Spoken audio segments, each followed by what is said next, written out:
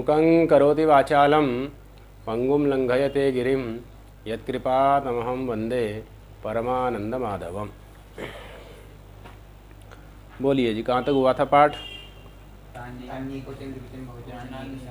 तान्येक वचन द्विवचन बहुवचनान्येकशः, यह सूत्र हो गया है ना। तो जो 18 प्रत्यय हैं उन 18 प्रत्ययों को पहले दो भागों में बांटा, परस्मै पद और आत्मनेय पद। उसमें इप्तजी सिप्तस्थ मिपुअस मस ये क्या हो गए? परस्मै पद के हो गए। तो आताम झ था सा थाम ध्वम इड वही महेंगे क्या हो गए? आत्मनेय पद के हो गए। फिर तिप्तजी की प्रथम पुरुष संज्ञा की,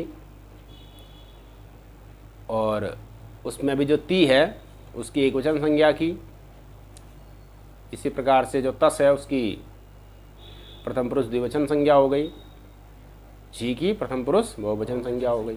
ऐसे ही आगे भी समझना है। सिप्थस्थ मध्यम पुरुष एकवचन द्विवचन बहुवचन, मिपुअस्मस उत्तम पुरुष एकवचन द्विवचन बहुवचन। ऐसे तो आताम जो आत्मनेय पद में भी समझ लेना है। ठीक हो गया। तो अब ऐसी स्थिति में हम भू धातु के रूप की सिद्धि कर रहे हैं। किस धातु के रूप की सिद्धि कर रहे हैं? भू धातु के रूप की सिद्धि कर रहे हैं। भू धातु से वर्तमान काल अर्थ में वर्तमानी लट सूत्र से लट लकार लाया गया था। लट में अटौ इतौ और टौ चले गया, लौ बचा, भू लौ, ऐसी स्थिति हुई। लकार का अर्थ यहाँ पर क्या है? कर्ता है। कर्ता अर्थ में भी लकार आया है ना। तो लकार का अर्थ कर्ता भी है और वर्तमान काल अर्थ का वो द्योतक है। वर्तमान काल अर्थ का वो क्या है? द्योतक है।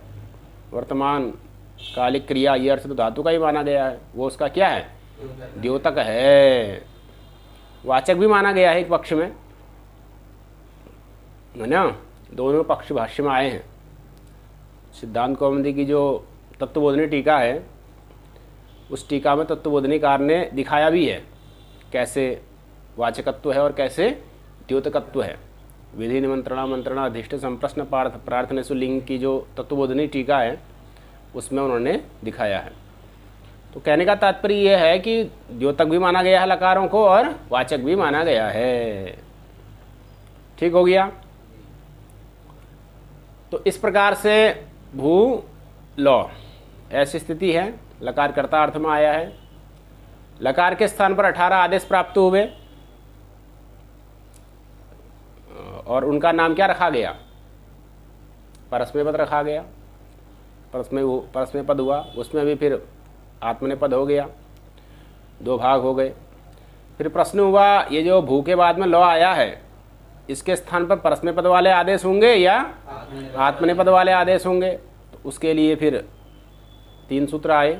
उन्होंने व्यवस्था दी कि धातु अगर ऐसी हो तो परस्मै पद का प्रत्यय लाना है, धातु अगर ऐसी हो तो आत्मनेय पद का प्रत्यय लाना है, धातु अगर ऐसी हो तो दोनों लाने हैं।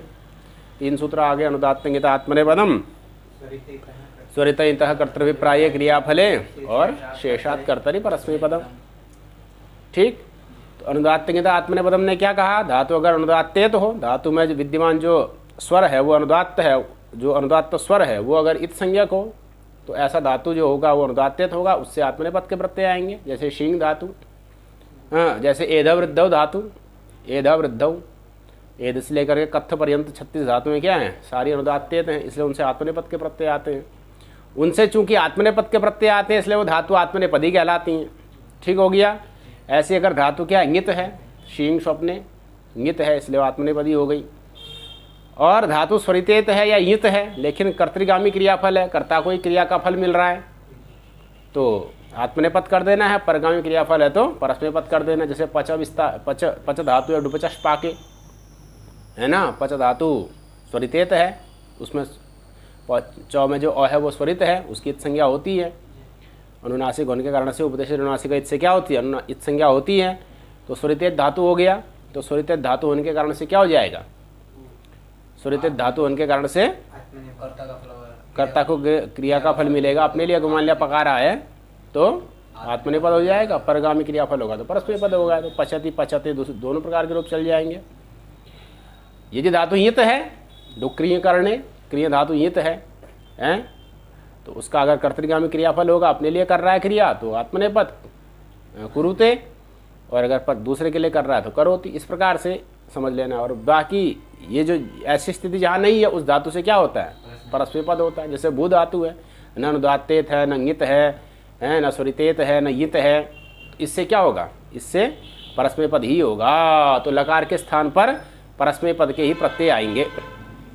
लकार के स्थान पर क्या आएंगे, परस्मैपद के प्रत्यय ही आएंगे। अब बात यह कि परस्मैपद के भी 9 प्रत्यय हैं। परस्मैपद अभी तक की व्यवस्था से 18 में से 9 कम हुए। पहले तो 18 आ रहे थे, उसमें से क्या हो गया, चूंकि भू धातु आत्मनेपद के निमित्तों से हीन है, इसलिए उससे आत्मनेपद के तो नहीं आएंगे, लेकिन परस्मैपद के तो आएंगे। अब परस्मैपद के भी तो 9 हैं, तो 9 में भी कौन आएंगे, ये भी प्रश्न है। 9 में तिप्तजी सिप्तस्थम विपस में से लकार के स्थान पर कौन आएंगे, तो कहेंगे कि सारे आएंगे, सारे ही आएंगे। लकार के स्थान पर तिप्तजी सिप्तस्थम विपस्मस 9 के 9 आएंगे। ठीक है, तो कहा कि कोई व्यवस्था भी है ऐसी जब जिससे ये निर्धारित हो कि ऐसी स्थिति हो तो तिप्तजी ही आए, ऐसी स्थिति हो तो सिप्तस्थ ही आए, ऐसी स्थिति हो तो हाँ तिप्तजी का नाम क्या है, प्रथम पुरुष, सिप्तस्थ का नाम क्या है, मध्यम पुरुष, मिपस्मस का नाम क्या है, उत्तम पुरुष।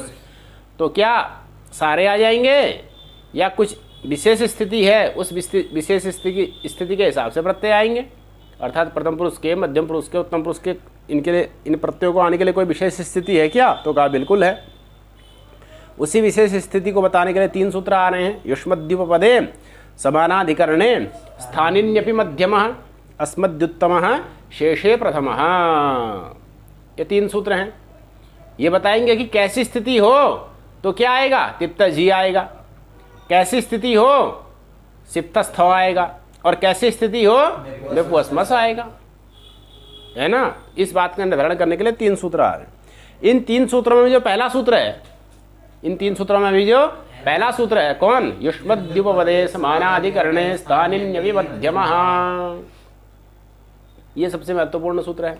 ये समझ लो, बाकी दोनों सूत्र अपने आप समझ में आ जाएंगे। यही प्रधान सूत्र है, यही महत्वपूर्ण सूत्र है। उधर एक सूत्र आपका जो जिसमें दिमाग लगाना पड़ता है वो है लकर्ण च भावी च आकर्मकेभ्यः। दूसरा ये है युष्मद्युपपदे समानाधिकरणे स्थानिन्यपि मध्यमः। बाकी तो प्राय सूत्र सरल ही हैं। ठीक हो गया। तो इस सूत्र को देखिए, युष्मद्युपपदे समानाधिकरणे स्थानिन्यपि मध्यमः। ठीक हो गया। सूत्र का पदच्छेद कर लीजिए। युष्मदि एक पद हो गया, सप्तमी विभक्ति एक वचन का। उपपदे ये भी कहाँ का है, सप्तमी विभक्ति। समानाधिकरणे ये भी कहाँ का है, सप्तमी विभक्ति एक वचन का। स्थानिनि ये भी कहाँ का है, सप्तमी विभक्ति। अपि अव्यय पद है। मध्यमः प्रथम विभक्ति एक वचन का। कितने पद हो गए सूत्र में, अरे अनेक पद में कितने अनेक, युष्मदि 1, उपपदे 2, समानाधिकरणे 3, स्थानिनि 4, अपि 5, मध्यम 6 7, युष्म 2 3 4 5 6 पद हो गए। कितने पद हो गए, 6 पद हो गए। ठीक है। तो जो छठा पद है मध्यमः, इसका अर्थ तो सीधे सीधे है। मध्यमः के आगे स्यात् की क्रियापद जोड़ लीजिए। मध्यमः के आगे क्या जोड़ लीजिए, क्या बनेगा, मध्यमः स्यात्। मध्यमः स्यात् अर्थात मध्यम पुरुषः स्यात्, मध्यम पुरुषस्य प्रत्ययाः स्युः, ऐसा अर्थ करिए कि मध्यम पुरुष के प्रत्यय हो जाते हैं। यह सूत्र किसके लिए है, मध्यम पुरुष का निर्धारण करने के लिए है। मध्यम पुरुष अर्थात सिप थस थ।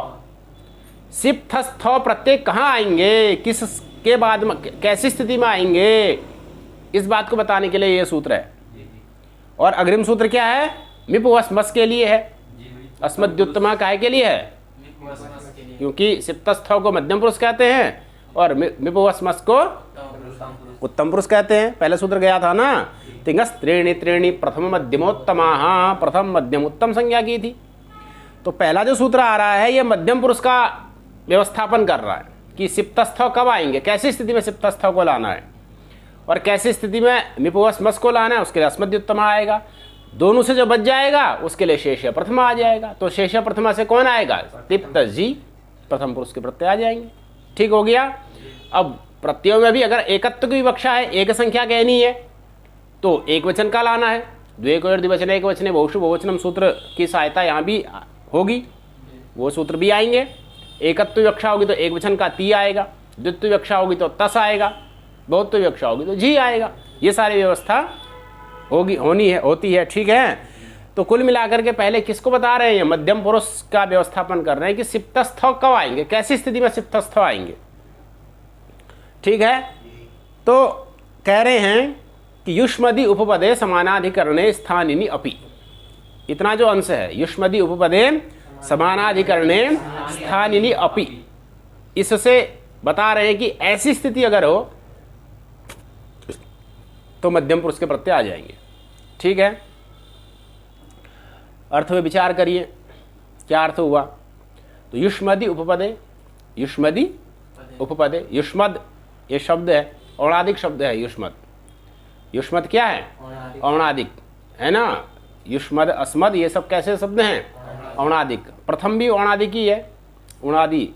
युष्यसिभ्याम मदिक एक सूत्र है, युष्यसिभ्याम, युष और अस, इससे मदिक प्रत्यय होकर के युष्मद और अस्मद शब्द बनते हैं। तो अर्थ क्या होता है युष्मद का? तुम, जिसको हिंदी में तुम कहते हैं, संस्कृत में त्वम कहते हैं। प्रथम व्यक्ति विषय में क्या बनेगा? त्वम बनेगा। मूल जो शब्द है प्रातिपदिक है वो क्या है? युष्मद अस्मद ये है।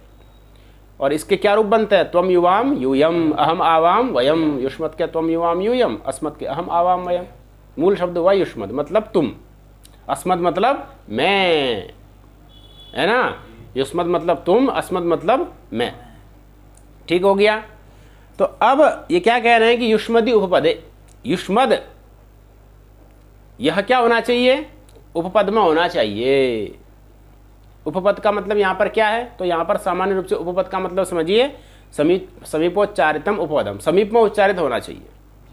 युष्मद शब्द क्या होना चाहिए? समीप में उच्चारित होना चाहिए। ठीक है ना। और क्या होना चाहिए?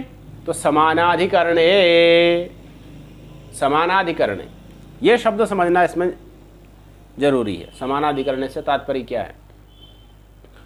तो समानाधिकरणे से तात्पर्य ये हुआ कि अधिकरण शब्द का अर्थ होता है आधार। अधिकरण शब्द का अर्थ क्या होता है? आधार। ठीक है। तो ऐसी दो वस्तु या ऐसे दो पदार्थ जिनका आधार एक है, समान है,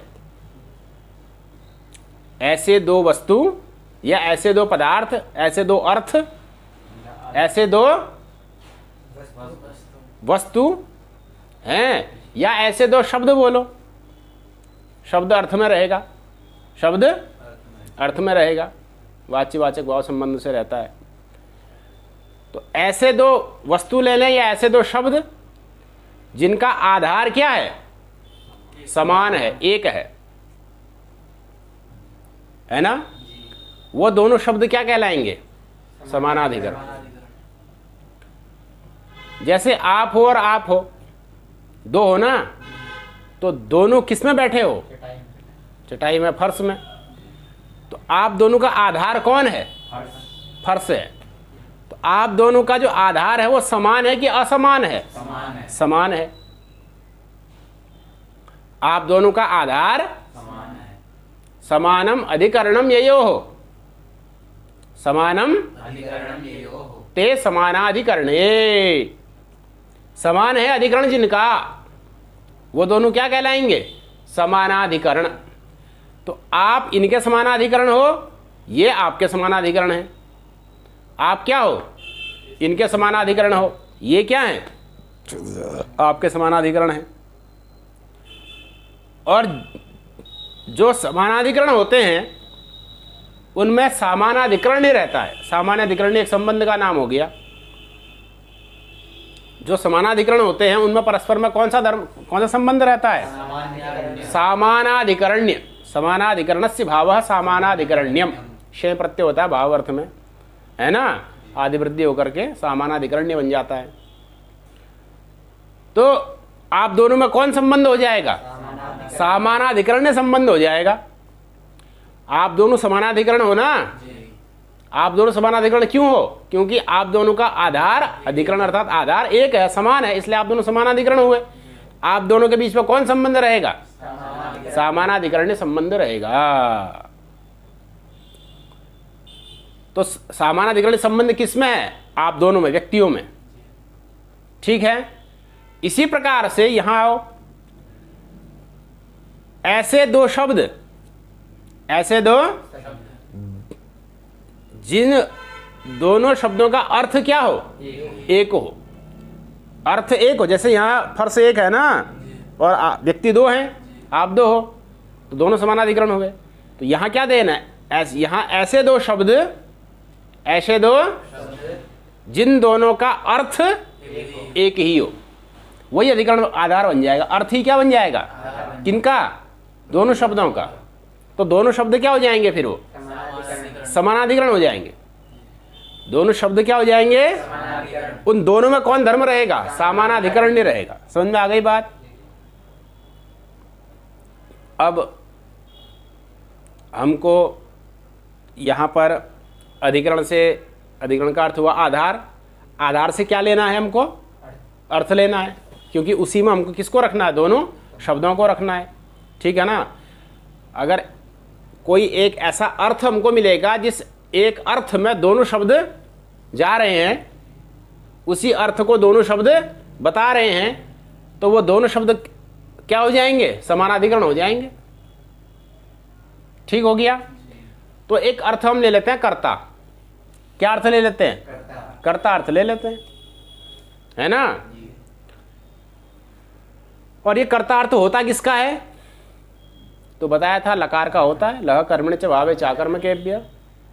कर्ता अर्थ किसका होता है? लकार का होता है। सैद्धांतिक रूप से किसका होता है? ती का होता है। सैद्धांतिक रूप से किसका होता है? ती का होता है। आदेश का होता है ना, आदेशवाचक माना गया है सैद्धांतिक रूप से, क्योंकि जो उच्चरित है वही बोध कराता है। तो सैद्धांतिक रूप से ती का मानिए। किसका मानिए? ती का मानिए। ठीक हो गया? तो शब्द के कौन ले लिया हमने? ती ले लिया। शब्द हमने कौन ले लिया? क्योंकि भू से आप, भू से क्या लाए हो आप? भू से लौ लाए, लट लाए हो ना। लट में क्या बचा है? ती कहाँ लाए? अभी ती तो लाना बाकी है, ती थोड़ी लाए हो अभी। भू लौ ऐसी स्थिति बनी है कि नहीं है? ती कहाँ लाए? ती लाए, तस लाए, मिप लाए, क्या लाए? इसका तो झगड़ा हो रहा है। अभी तो लौ लाए, और लौ के स्थान पर क्या लाए? ती तिप्त जी लाए, सिप्तस थ लाए, मिपोस्मस लाए। यही तो समस्या है। इसी का तो समाधान करना है। तो अभी लौ के स्थान पर कुछ नहीं आ पा रहा है। उसी समस्या का समाधान करने के लिए तो 3 सूत्र आ रहे हैं। तो अभी क्या आया है? लौ आया है। भूधन लौ, भूधन लौ, ये स्थिति बनी है। ठीक है ना? तो भूधन लौ ऐसी स्थिति में जो लौ है, लौ का अर्थ क्या है? करता है। लौ का अर्थ क्या है? करता है। ठीक है ना? और वो लौ क्या है? स्थानीय है। लौ क्या है? आदेश कौन है? वही तिप, पूरा तिंग प्रत्याहारी आदेश है ना? तो ये कर्ता अर्थ सैद्धांतिक रूप से किसका माना गया है? ती का माना गया है। सैद्धांतिक रूप से किसका माना गया? ती का अर्थात तिंग प्रत्याहार का। ठीक है? तो एक शब्द के रूप में हम किसको ले लेते हैं? लौ को भी ले सकते हैं। किसको ले सकते हैं? लेकिन सैद्धांतिक रूप में चूंकि तिंग का ही माना गया, इसलिए तिंग में से हम किसी एक ती का ले लेते हैं। पहला ती है, उस ती का अर्थ हम क्या ले लेते हैं? कर्ता ले लेते हैं। ठीक हो गया? तो कर्ता अर्थ हो गया, और उस कर्ता अर्थ को बताने वाला एक शब्द कौन हो गया? ती हो गया। भाई ती का अर्थ कर्ता ले रहे हो ना? ती का अर्थ क्या ले रहे हो? कर्ता ले रहे हो। तो एक अर्थ हो गया कर्ता, उसी कर्ता अर्थ को बताने वाला एक शब्द कौन हो गया? ती हो गया। एक शब्द तो ती हो गया। अब अगर इसी कर्ता अर्थ को बताने वाला कोई दूसरा शब्द भी आ जाए, इसी तो कर्ता अर्थ को बताने वाला जो दूसरा शब्द है वो और ये ती दोनों क्या हो जाएंगे? समानाधिकरण हो जाएंगे। उसी कर्ता अर्थ को बताने वाला कोई अगर दूसरा शब्द भी आ जाए तो वो शब्द और ये ती, ये दोनों क्या हो जाएंगे? समानाधिकरण हो जाएंगे। क्यों? क्योंकि वो शब्द और ये ती दोनों किसको बता रहे हैं? है ना? अधिकरण से अर्थ भी ले सकते हो। अधिकरण से जैसे आपने आधार लिया, ऐसे ही अर्थ भी ले सकते हो और आधार भी ले सकते हो, क्योंकि ती का अर्थ है कर्ता, वही अर्थ किसका हो रहा है? दूसरे शब्द का हो रहा है। तो ये दोनों शब्द कहाँ रह रहे हैं? एक प्रकार से एक ही अर्थ में रह रहे हैं। दोनों शब्द कहाँ रह रहे हैं? तो इन दोनों का एक ही अधिकरण बन रहा है। कौन? वही अर्थ। वो उस अर्थ से हमने यहाँ पर कौन अर्थ लिया है? कर्ता अर्थ लिया है। ठीक हो गया। तो अब ये कह रहे हैं कि ती का अर्थ तो आपने कर्ता ले लिया है ना, अब उसी कर्ता अर्थ को बताने वाला दूसरा शब्द हमको चाहिए। ठीक है ना? और वो दूसरा शब्द अगर युष्मद हो, वो दूसरा शब्द अगर कौन हो? युष्मद हो। ठीक है, तब समानाधिकरण बैठ जाएगा और ऐसी स्थिति में मध्यम पुरुष आएगा। कर्ता अर्थ आ गया, एक शब्द कौन आया? दूसरा शब्द कौन आया? युष्मद। तो युष्मद और ती दोनों का क्या हो गया? समानाधिकरण हो गया, क्योंकि दोनों का अर्थ कहाँ है? दोनों का अर्थ क्या है? कर्ता। दोनों कर्ता अर्थ में बैठे हैं, दोनों का आधार कौन बन रहा है? कर्ता अर्थ ही बन रहा है। ठीक है ना? तो एक युष्मद हो गया और एक ती हो गया। ये दोनों क्या हो गए? समानाधिकरण हो गए। इन दोनों का अर्थ क्या हो गया? कर्ता हो गया, इसलिए दोनों क्या हो गए? ये समानाधिकरण हो गए। ठीक है। अब चूंकि युष्मद शब्द है ना, तो जहां पर युष्मद शब्द के साथ समानाधिकरण नहीं होगा, जहां पर समानाधिकरण के रूप में दूसरा शब्द कौन लिया जाएगा? युष्मद लिया जाएगा, है ना? वहां पर कौन सा पुरुष आएगा? मध्यम स्यात्। वहां पर मध्यम पुरुष आएगा। ठीक है। और जहां पर समानाधिकरण के रूप में दूसरा शब्द कौन लिया जाएगा? अस्मद। वहां पर क्या आ जाएगा? और जहां इन दोनों में से कोई नहीं लिया जाएगा, प्रथम पुरुष आ जाएगा। इतनी सी बात है। समानाधिकरण देखना है तो एक तो ती हो गया, वो तो निश्चित ही है, उसका अर्थ कर्ता कर्म होता ही है, तो वो तो निश्चित है। दूसरा जो शब्द देखना है, वो अगर युष्मद आ रहा है तो मध्यम पुरुष ले आना है, वो अगर अस्मद आ रहा है और दोनों में से कोई नहीं आ रहा है तो आंख बंद कर करके प्रथम पुरुष ले आना है। इतनी सी बात है। ठीक है। अब इतनी बात तो हो गई। तो युष्मदी उपपदे, उपपदे में समीपोच्चारित, इधर ती के समीप में उच्चारित कौन हो रहा है? युष्मद। तभी ना दोनों का अर्थ क्या बन रहा है? कर्ता। तभी ना दोनों क्या बन रहे हैं? समानाधिकरण बन रहे हैं। तो ती के समीप में उच्चारित कौन हो रहा है? युष्मद। उसका अर्थ भी करता, ती का अर्थ भी करता, दोनों में समानाधिकरण बन गया। तो ऐसी स्थिति में कौन आएगा? मध्यम पुरुष आ जाएगा। अब एकत्व विवक्षा होगी तो एक वचन आएगा, द्वित्व विवक्षा होगी तो द्विवचन आएगा, बहुत्व विवक्षा होगी तो बहुवचन आ जाएगा। ठीक हो गई बात। अब एक बात और लिख रहे हैं, तो युष्मदी उपपदे समानाधिकरण, इतना अर्थ लग गया। युष्मद शब्द समीप में उच्चारित हो और समानाधिकरण हो। किसका समानाधिकरण हो? ती का। ती का समानाधिकरण हो और ती के समीप में उच्चारित हो।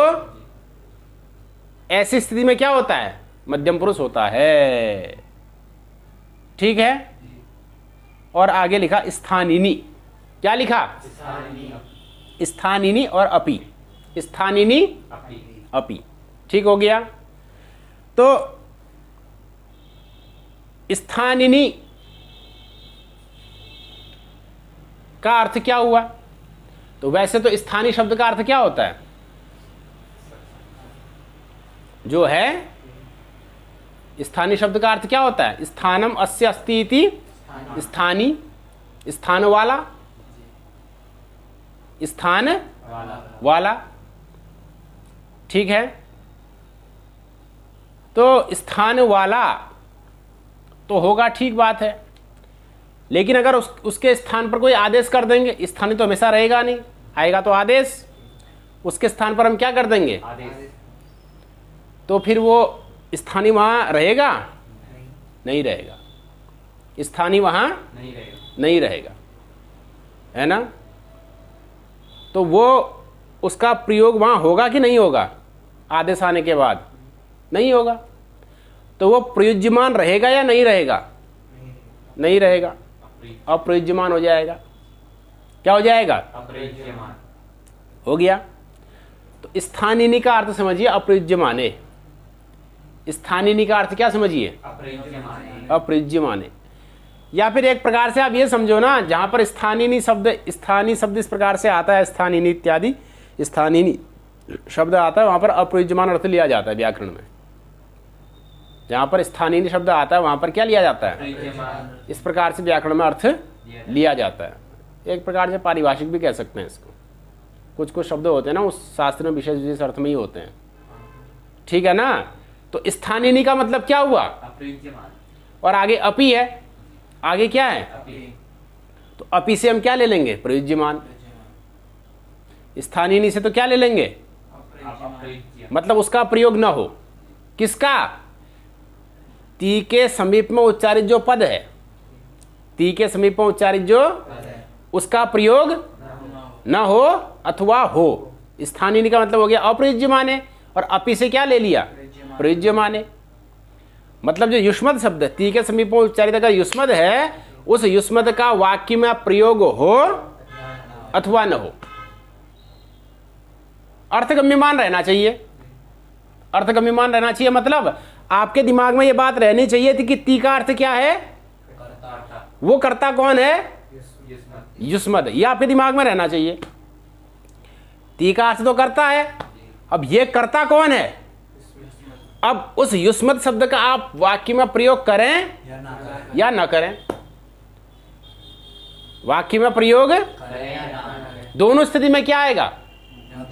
मध्यम पुरुष आएगा, ठीक है। यही समान स्थिति कहां लगेगी? अस्मद में लगेगी। ती का अर्थ जो कर्ता, वो कर्ता अगर अस्मद हो, हैं, आप जान रहे हैं कि ती का अर्थ यहां कर्ता है, वो कर्ता, उस कर्ता से मैंने किसको लेना है? अब ये अस्मद चाहे वाक्य में आप प्रयोग करें अस्मद का या ना करें, यह आपकी इच्छा पे निर्भर करता है ना। मैं जाता हूं ऐसा बोलें या जाता हूं ऐसा बोलें। मैं जाता हूं कह दिया तो मैं अस्मद आ गया, और जाता हूं कह दिया तो आप समझ रहे हो ना, जाता हूं मतलब कौन जाता हूं? मैं जाता हूं। जाते हो कह दिया या तुम जाते हो कह दिया। जाते हो से आपके दिमाग में है कि जाने वाला कौन है? तुम है, मतलब युष्मद का अर्थ है, युष्मद है, ठीक है। और तुम जाते हो कहोगे तब तो है ही है। तो जाते हो बोल दो या तुम जाते हो बोल दो, दोनों में क्या आएगा? मध्यम पुरुष। जाता हूं या मैं जाता हूं, दोनों स्थिति में क्या आएगा? उत्तम पुरुष। और इन दोनों से भिन्न हो, हैं? हाँ, तो जाते थे, कौन जाते थे? तुम, हम या कोई और?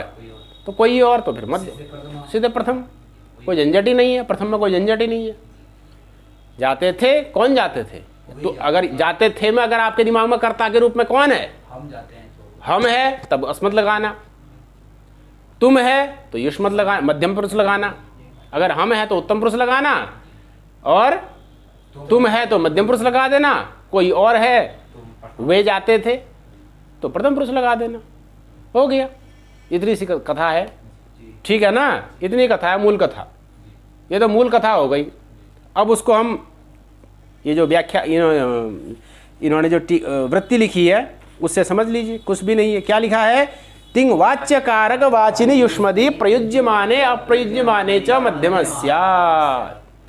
सूत्र ही पूरा उतारा है। सूत्र का ही सीधे सीधे अर्थ जो मैंने बताया था वही है, बस एक समानाधिकरण्य पद को लिखा है। क्या लिखा है? समानाधिकरण्य पद का ही अर्थ लिखा है, तिंग वाच्य कारक वाचिनी। ये बाकी तो युष्मदी तो सूत्र का ही आ गया, युष्मदी है कि नहीं। और प्रयुज्यमाने अप्रयुज्यमाने आपका स्थानीय अपि का आ गया, है कि नहीं है। प्रयुज्यमान अप्रयुज्यमान होगा तो, प्रयुज्यमान होगा तो कहाँ होगा? समीप में ही होगा, तो उपपदे का अर्थ भी आ ही गया। प्रयुज्यमान अगर होगा, तिंग के साथ प्रयुज्यमान होगा तो निश्चित है कि तिंग के समीप में ही होगा, और अप्रयुज्यमान होगा तो तिंग के समीप में नहीं होगा, तो उपपदे अर्थ भी आ ही रहा है और मध्यमा आ ही रहा है, ठीक है ना। केवल एक समानाधिकरण शब्द जो विशेष है उसका अर्थ क्या लिखा? तिंग वाच्य कारक वाचिनी, ये लिखा। क्या लिखा? तिंग वाच्य कारक वाचिनी। समानाधिकरण का अर्थ क्या लिखा? तिंग वाच्य कारक वाचिनी, ये लिखा। ठीक हो गया? क्या मतलब हुआ मैंने बता दिया। तिंग ले रखा आपने, तिंग तो लिया ही था ना, उसका वाच्य अर्थात अर्थ, वाच्य अर्थात तो तिंग वाच्य मतलब क्या हुआ? तिंग का अर्थ। ठीक, कौन लिया था आपने तिंग का अर्थ? कर्ता। वो कारक है कि नहीं है? कारक है। तिंग वाच्य कारक, तिंग वाच्य कौन हुआ? वही कारक मतलब वही कर्ता, उसी कर्ता का वाचक कौन हो? युष्मद हो। तिंग वाच्य कारक वाचिनी युष्मदी। तिंग का अर्थ जो कारक है ना, उसी कारक का वाचक कौन हो जाए? उस वही कारक अर्थ अगर किसका हो जाए? तिंग का अर्थ कर्ता मतलब कर्तृकारक, वही कर्तृकारक अर्थ अगर किसका हो जाए तो समानाधिकरण हो गया कि नहीं हो गया? तिंग और युष्मद में क्या आ गया? समानाधिकरण आ गया। अब तिंग के समीप में अगर वो उच्चारित है, ती के समीप में वो अगर भवती है, पठती है, पठती जब आपने बोला तो ती आया ना, ती का अर्थ क्या है? कर्ता। ठीक, अब ये कर्ता कौन बन गया? युष्मद बना। अगर आपके दिमाग में युष्मद है तो युष्मद बना, जो आपके दिमाग में होगा वही बनेगा, है कि नहीं? कौन बना दिया आपने? अब उसका अगर आपने प्रयोग कर दिया तब तो स्पष्ट है ना, और वो उसके समीप में उच्चारित भी है। तो ऐसी स्थिति में कौन प्रयोग किस पुरुष का प्रयोग करेंगे आप? पठसी आ जाएगा। फिर क्या आ जाएगा? पठसी आ जाएगा। ठीक है ना। और अगर इसका प्रयोग ना करें तब भी क्या आएगा? पठसी आएगा, है कि नहीं? युष्मत का अगर प्रयोग वहां पर न भी करें तब भी क्या आएगा? पठसी आ जाएगा। ठीक है ना। ऐसे ही तिंग का वाच्य, तिंग का अर्थ अगर करता है, वो करता अगर अस्मद है तो क्या आ जाएगा? मिप आ जाएगा, मिप बस मस आ जाएगा, पठामी पठावा पठावा बन जाएगा, है ना। अब अस्मद का प्रयोग कर दें, अहम आवम अयम का प्रयोग करें तो ठीक, ना करें तो भी ठीक। ऐसे ही तिंग का वाच्य अगर करता है, वो करता कौन आ जाएगा? युष्मद अस्मद से भिन्न आ जाएगा, राम श्याम सह इत्यादि कोई भी आ जाएगा। तो वहां क्या कर देना है? प्रथम पुरुष कर देना है। ठीक है कि नहीं? तो वही लिखा, तिंग वाच्य कारक वाचिनी युष्मदी प्रयुज्यमाने अप्रयुज्यमाने च मध्यमस्यात्। ठीक है ना। तिंग का वाच्य जो कारक है वो कारक अगर युष्मत शब्द है, कर्ता भी हो सकता है, कर्म भी हो सकता है, क्योंकि तिंग का अर्थ कर्ता भी है, तिंग का अर्थ कर्म भी है। तो कारक से कौन आएगा? कर्ता कारक भी आ सकता है, कर्म कारक भी आ सकता है। वो कर्ता अगर युष्मद है, या वो कर्ता अगर कौन है, वो कर्म अगर कौन है? युष्मद है। तो दोनों स्थिति में क्या आएगा? मध्यम पुरुष आएगा। ऐसे ही तिंग का वाच्य जो क्या है? कर्ता है, वो कर्ता अगर क्या है? अस्मद है। अब अस्मद कर्ता के रूप में आए या अस्मद कर्म के रूप में आए, दोनों स्थिति में क्या आएगा? उत्तम पुरुष आएगा। ऐसे तिंग का वाच्य जो कर्ता है, वो कर्ता अगर कौन हो? भिन्न हो, है ना, चाहे कर्ता के रूप में हो चाहे कर्म के रूप में हो, दोनों स्थिति में क्या आएगा? प्रथम पुरुष आएगा। ठीक हो गया। तो इसी प्रकार से अग्रिम सूत्र का भी अर्थ है, तथा भूते अस्मदि उत्तम स्यात्। अस्मदि उत्तम, अस्मदि उत्तम, तथा भूते अस्मदि, तथा भूते अस्मदि अर्थात कथम भूते अस्मदि, तो तिंग वाच्य कारक वाचिनी युष्मदी को हटा के अस्मदि जोड़ दो, बस इतना ही तो करना है। तथा भूते का क्या कर देना है? तिंग वाच्य कारक वाचिनी अस्मदि, बस युष्मदी को छोड़ दो, अस्मदि लगा दो, युष्मदी को अस्मदि लगा दो। तो तस्मदि तथा तिंग वाच्य कारक वाचिनी अस्मदि प्रयुज्यमाने अप्रयुज्यमाने च उत्तम स्यात्। हो गया ना। शेषे प्रथमः, ये तो स्पष्ट है। मध्यमोत्तमयो अविषय, तो मध्यम और उत्तम का अविषय अगर हो जाए तो अविषय कब होगा? जब तिंग का अर्थ जो करता है वो न युष्मद हो न अस्मद हो गया। तो ऐसी स्थिति में क्या हो जाएगा? प्रथमः स्यात्।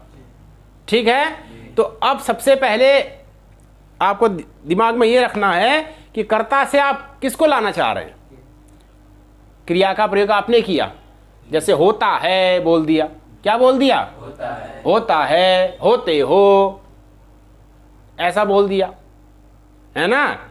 तो अब यहाँ पर आपके दिमाग में रहना चाहिए होता है से कर्ता किसको ला रहा है आप, युष्मत से भिन्न को ला रहे हो तो क्या लाओगे, प्रथम पुरुष लाओगे, तिप्त जी लाओगे। युष्मत को ला रहे हो तो सिप्तस्थ लाओगे। और अगर अस्मत को ला रहे हो, होने वाला अगर तुम युवाम यूयम है, तुम हो, तुम दोनों हो या तुम सब हो, तो मध्यम पुरुष लाओगे। होने वाला अगर मैं, हम दोनों हम सब हैं तो उत्तम पुरुष लाओगे। अगर होने वाले हम दोनों में से हाँ युष्मत अस्मत से भिन्न है तो प्रथम पुरुष लाओगे। एक वचन का तो एक वचन लाओगे, एक होने वाला तो एक वचन लाओगे, दो होने वाले तो द्विवचन लाओगे, बहुत होने वाले तो बहुवचन लाओगे। ठीक हो गया ना। तो कुल मिला के इसका ये सामान्य अर्थ हो गया, सामान्य अर्थ। इसको दिमाग में बैठाइए। अब इसमें कुछ विशेष बातें और बची हैं, ठीक है ना। तो आज आगे बढ़ाएं, कितना ही रखें हैं। इस सूत्र को दिमाग में बैठाओ, कल लट लकार पूरा सिद्ध कर देंगे, क्योंकि अब लट लकार सिद्ध करना भी चाहेंगे ना। तो हालांकि है कुछ नहीं, 3 सूत्र और आने हैं। कितने आने हैं, एक तिंक्षित सार धातु में एक आना है, कर्तरी सप और आना है, सार धातु कार धातु को यो आना है, जो अंतः आएगा अतो दीर्घो यही आएगा, तब जाके पूरी प्रक्रिया होगी। तो लगभग ये है आधा 1 घंटा खपाएगा ये, है ना। तो ये मैं सोच तो रहा था कि आज लट लकार सिद्ध कर देंगे, लेकिन चलो कल लट लकार सिद्ध हो जाएगा, ठीक है ना। आज के लिए इतना ही रखते हैं, इसमें कुछ चर्चा और बची है वो कल करेंगे, ठीक है ना। हरि ओम तत्सत।